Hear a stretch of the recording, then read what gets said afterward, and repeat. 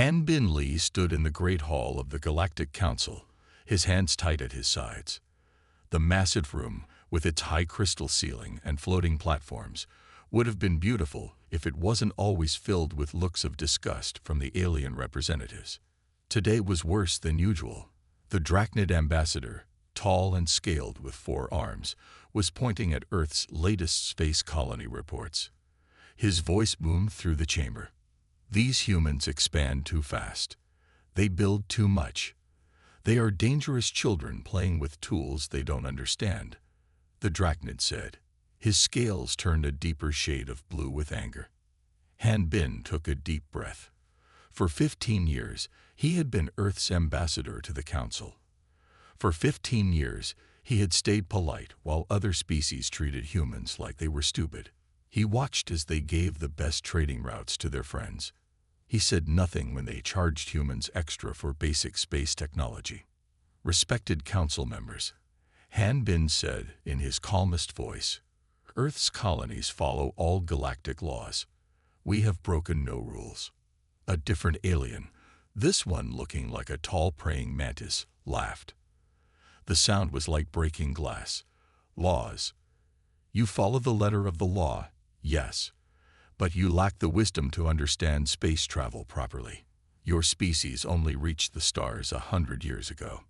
Han Bin thought about the hidden reports in his private computer, about the quantum technology Earth had developed in secret, about how humans had pretended to be weaker than they were, learning and watching while the advanced species mocked them. The Drachnid ambassador slammed one of his 4 hands on his platform.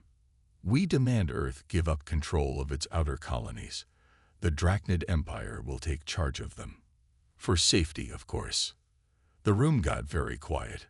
This was new. They had insulted humans before, but they had never tried to take human territory. Han Bin looked around the room. Some species looked shocked. Others nodded in agreement. A few looked away, embarrassed but unwilling to help. Earth will not give up its colonies, Han Bin said quietly. His voice was calm, but everyone could hear the steel in it. They are ours. We built them. We earned them. You dare refuse? The Drachnid roared.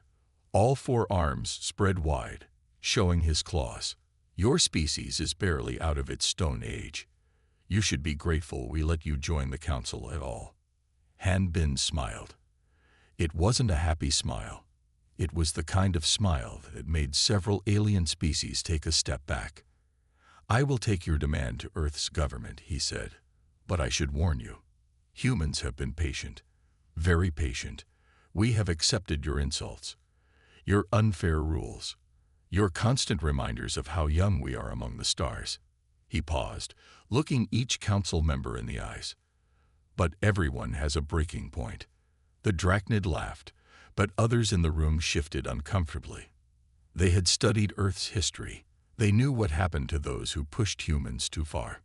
You have 1 Earth month to surrender the colonies, the Drachnid said. After that, we will take them by force. For the good of the galaxy, of course. Han Bin bowed slightly and left the chamber.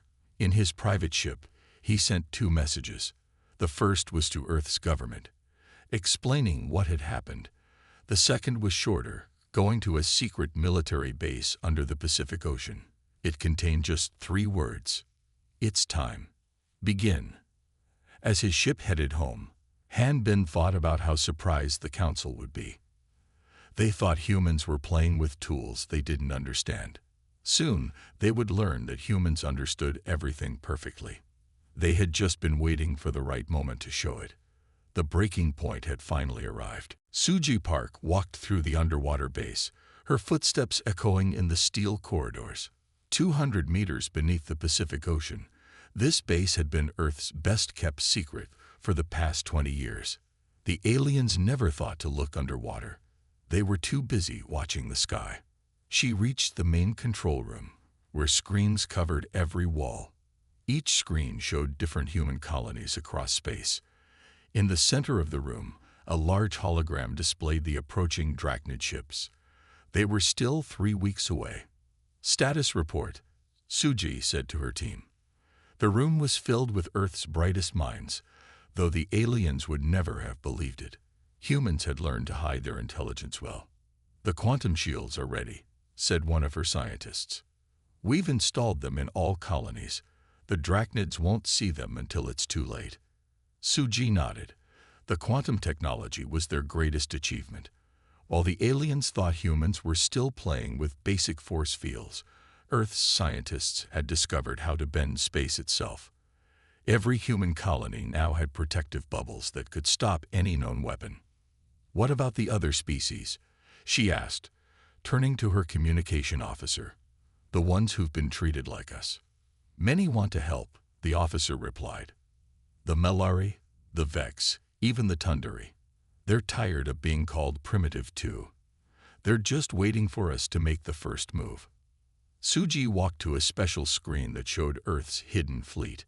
The ships looked simple on the outside, exactly what the aliens expected from primitive humans. But inside, they were filled with technology that would shock the Galactic Council. Her computer beeped. A message from Han Binley appeared. "It's time. Begin." Suji smiled and pressed a button on her console. Across the vase, lights turned from blue to red. Warning sirens began to sound. 20 years of preparation were about to pay off. "Send the activation codes to all colonies," he ordered. "Wake up the quantum shields. Start the fleet engines, and get me a direct line to the other hidden bases." The room burst into action.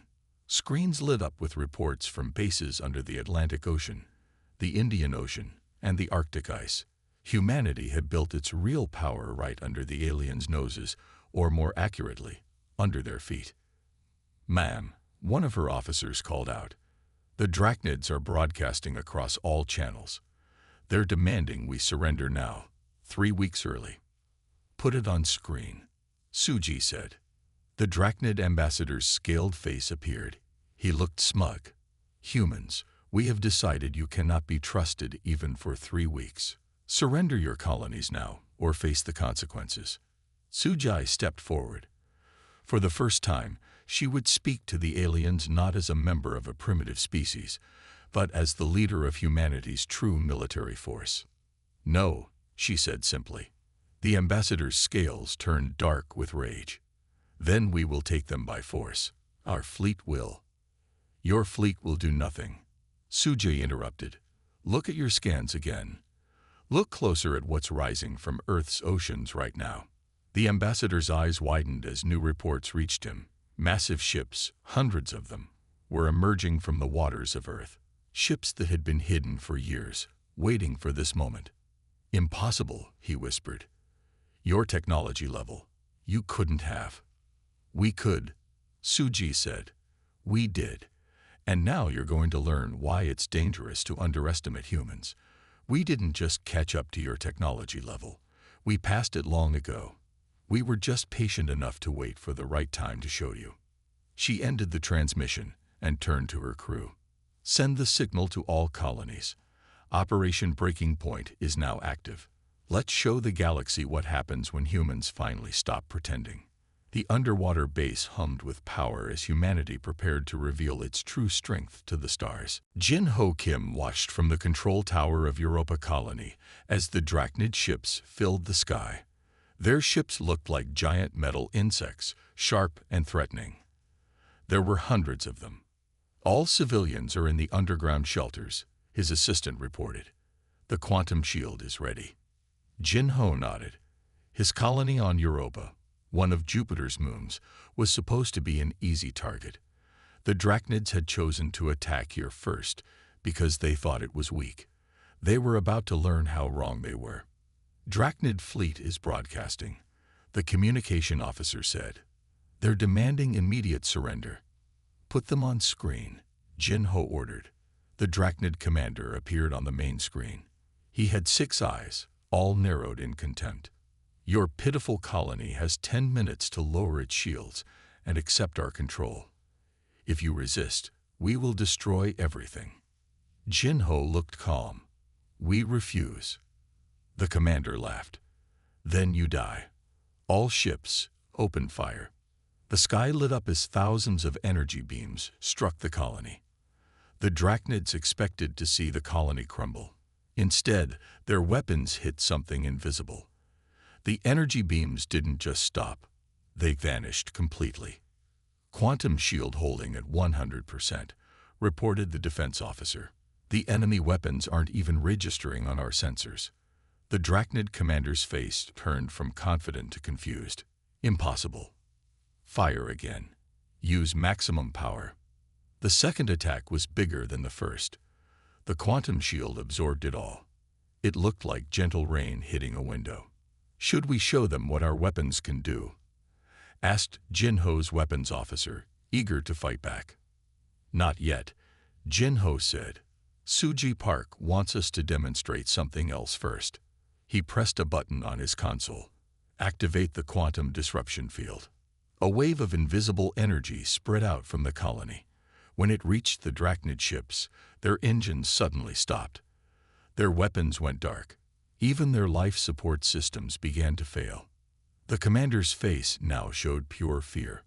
What are you doing? This technology isn't possible. We studied your ships for years, Jinho explained calmly. We learned how they work. Then we learned how to turn them off. Your entire fleet is now powerless. Panic spread through the Drachnid fleet. Ships tried to retreat, but their engines wouldn't work. They floated helplessly in space. This is your only warning, Jinho said to the commander. Leave human space. Never return. Next time, we won't just turn off your ships. He sent the signal to release the Drachnid ships from the disruption field. They fled immediately, not even trying to look brave anymore. As they disappeared into deep space, Jinho sent a message to Earth. First strike successful. The Drachnids know we are not weak anymore. Messages started coming in from other colonies. The same thing had happened everywhere. The mighty Drachnid invasion fleet had been defeated without a single shot fired. Humanity had won by simply showing that it could. In his office later, Jinho looked at a picture of Earth. For years, humans had prepared in secret, waiting for this day. Now everyone would know that humans weren't primitive or weak. They had just been patient. A new message appeared on his screen. It was from Suji Park. Perfect execution. Phase 1 complete. Prepare for Phase 2. The galaxy is about to change forever. Jinho smiled. The Drachnids had wanted to teach humanity a lesson. Instead, humanity had taught them one. Never underestimate a species that seems weak. They might just be waiting for the right moment to show their true strength. Admiral Nayoung Song's ship entered the space around the Malari homeworld. The Malari were considered primitive by the Galactic Council, just like humans had been. Their planet was beautiful, covered in purple oceans and golden clouds. The Malari Council is ready to meet with us, her first officer reported. They seemed nervous. Nayoung understood why. No species had ever dared to stand up to the Drachnids before. Now that humans had done it, everything was changing. The meeting room in the Malari capital was large, with windows showing the purple ocean outside. The Malari looked like tall, thin humans with silver skin. Their leader, Chief Speaker Val, watched Nayoung carefully. We saw what happened to the Drachnid fleet, Val said. Everyone in the galaxy saw it. How did you do it? We prepared, Nayoung explained. For years, while they mocked us, we built our strength, and we noticed something interesting. We weren't the only ones they treated badly. The Malari leaders looked at each other. Val spoke again. The Council has always said we are too primitive to have more colonies. Too primitive to trade freely. Too primitive to have a real voice. They said the same about us, Nayoung said. But look what happened when we stopped accepting their lies. We want to offer you an alliance, not just with humans, but with all the species they call primitive. She touched a button on her wrist. A hologram appeared, showing various species, the Vex with their crystalline bodies, the Tundari who looked like friendly bears, and others who had faced similar treatment. All these species want to join us, Nayoung continued. Together, we can show the Council that they were wrong about all of us. Val stood up. The Drachnids will attack us if we join you. Let them try. Nayoung smiled. We can protect you. We can share our quantum technology with our allies. No more living in fear.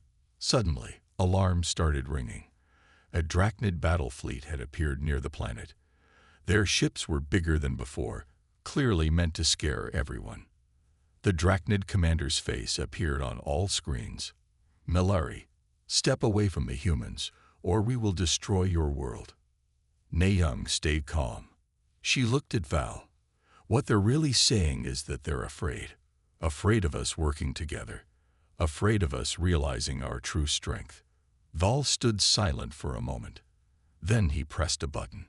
This is Chief Speaker Val. The Malari people choose to ally with Earth. The Drachnid commander roared in anger. Then die together. His ships opened fire. But Nayoung was smiling. She pressed a button on her uniform. A quantum shield appeared around the entire planet, just like the ones protecting Earth's colonies. The Drachnid weapons did nothing. Impossible, the commander shouted. You couldn't have built a shield that big so quickly. We didn't build it today, Nayoung said. We built it weeks ago, with the Malari's permission. While you were busy being angry about our colonies, we were making friends. The Drachnid fleet retreated quickly. They had just watched their weapons fail against yet another planet they thought was defenseless. Val turned to Nayoung. You protected us before we even agreed to join you. That's what real allies do, she replied. Now shall we contact the others? The Vex and Tundari are waiting for our signal. It's time to show the galaxy what happens when the so-called primitive species work together. As she sent the signal, Nayoung knew the galaxy would never be the same. The alliance of the underestimated was about to change everything. Chief Scientist Du-Hyun Kang stood in the massive underground hangar beneath Mount Fuji. Around him, hundreds of mechanical giants stood ready. Each one was 30 meters tall, shaped like armored humans, and powered by quantum cores. These were humanity's greatest weapons, kept secret until now. The Drachnid invasion fleet has entered the solar system, his assistant reported. They brought their entire army this time. 10,000 ships. Do-Hyun nodded calmly. The aliens had returned with their strongest force, determined to prove that humans were weak. They didn't know they were falling into a trap. All Mech pilots to their stations. Do-Hyun ordered through the base speakers. This is not a drill. Today we show them what humans can really do. The hangar came alive. Pilots ran to their machines while engineers made final checks. These weren't simple robots. Each mech was a perfect mix of human skill and advanced technology. The aliens thought humans couldn't build anything this complex. They were wrong. In orbit around Earth, the Drachnid fleet arrived in full force. Their ships filled the sky like angry metal clouds. The Drachnid Supreme Commander's face appeared on all screens across Earth. Humans, he growled. Your tricks won't save you this time. Surrender now, or we will destroy everything. Do-Hyun pressed a button, sending his face to every screen. You should have learned from your first defeat. Instead, you brought more ships for us to defeat. Very well. Let us show you something new. He gave the signal. The ground shook as hidden doors opened in mountains and deserts around Earth. Giant mechanical warriors rose into the sky, their quantum engines glowing with power that the aliens had never seen before. What are those things? The Supreme Commander demanded, showing fear for the first time. We call them quantum combat mechs, Do-Hyun explained. While you thought we were primitive, we built weapons that surpass anything in the galaxy. Would you like to see what they can do? The Drachnid commander ordered his fleet to attack. Energy beams and plasma torpedoes filled the space around Earth, but the mechs moved with impossible speed, dodging everything. Their quantum shields absorbed any hits that got through. Then the mechs attacked. They moved through space like dancers, their weapons cutting through Drachnid ships as if they were made of paper. Some mechs teleported instantly across vast distances, appearing inside enemy ships. Others created quantum singularities that swallowed entire battle groups. In just 1 hour, half the Drachnid fleet was destroyed or disabled. The Supreme Commander watched in horror as his mighty army fell to weapons he didn't even understand. "Stop," he finally shouted. "We surrender. Please, stop." Do-hyun raised his hand, and all mechs stopped attacking. The remaining Drachnid ships hung broken and powerless in space.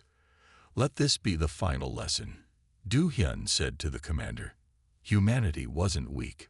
We were patient. We didn't just catch up to your technology. We surpassed it. Now, take your ships and go. If you return, you won't get another chance to surrender." As the defeated fleet limped away from Earth, Do-hyun looked at the data from the battle. Not a single human life had been lost. Their preparation had paid off perfectly. A message came in from Suji Park. "Excellent work. Phase 5 complete. Now the real changes begin." Do-hyun smiled. The galaxy would never again mistake patience for weakness. Intelligence Officer Mira Choi walked through the empty halls of the abandoned Drachnid Command Center on Mars. After their defeat, the Drachnids had fled so quickly they left behind their computers and files. That was exactly what Myray had hoped for.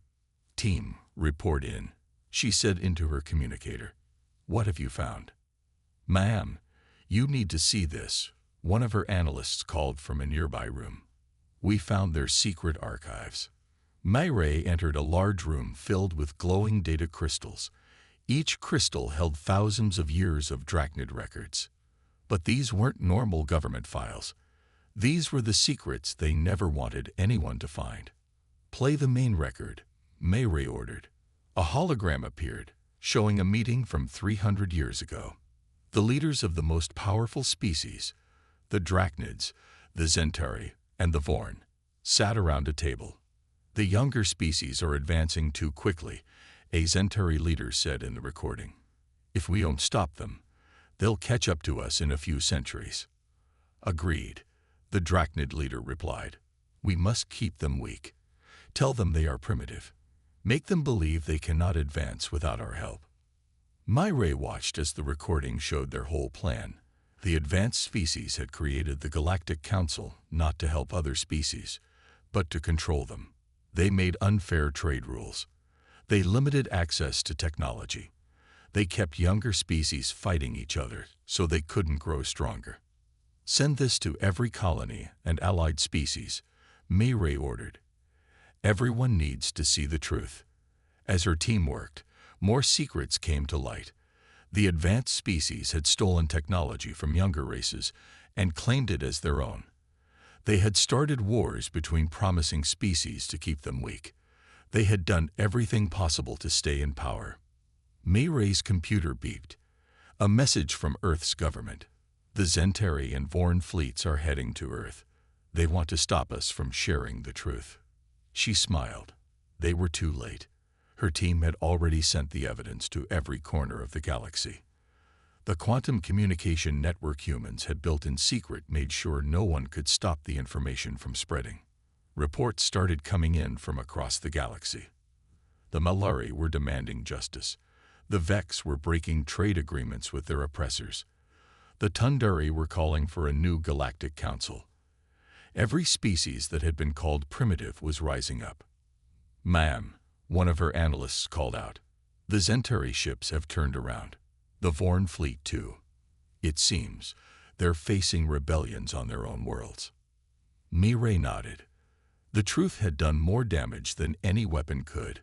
The supposedly advanced species were losing control of their own people, who were ashamed of what their leaders had done.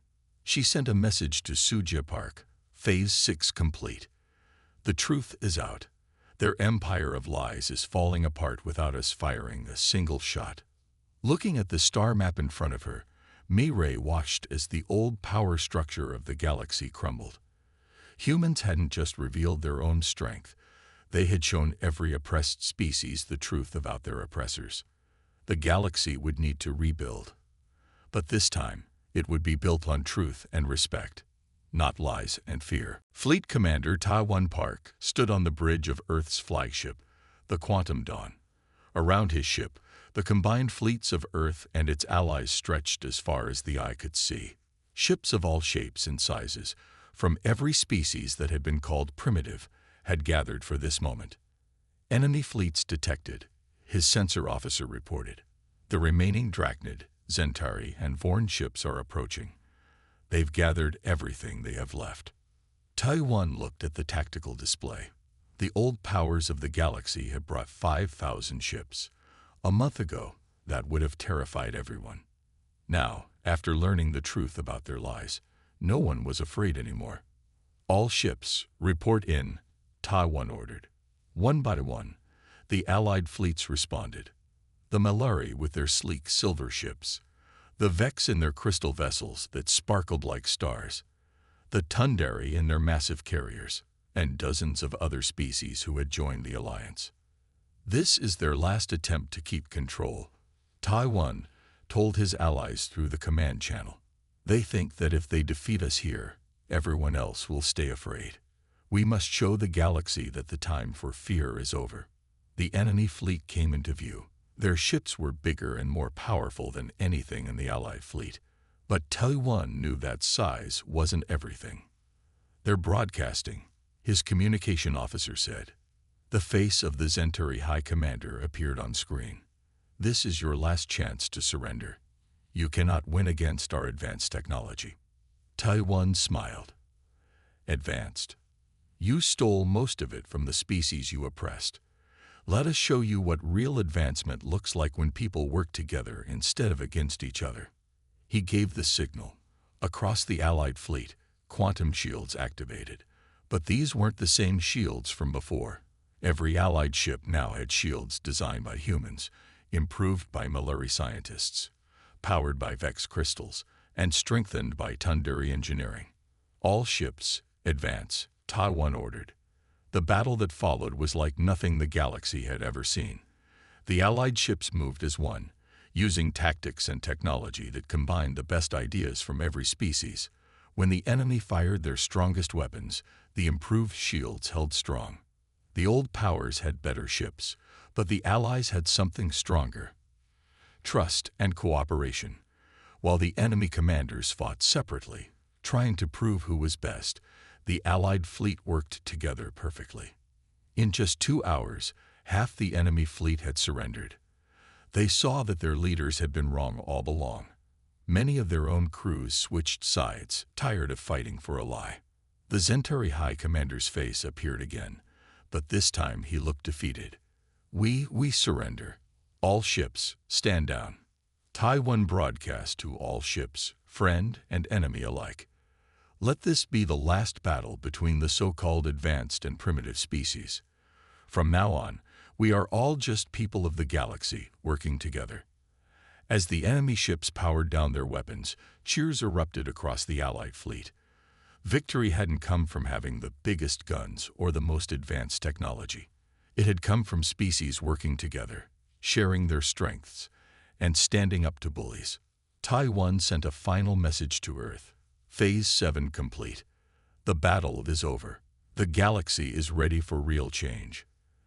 The age of lies and oppression was finished.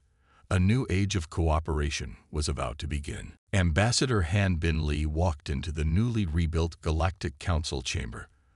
The room was different now. Instead of floating platforms that put some species above others, everyone sat at the same level in a great circle.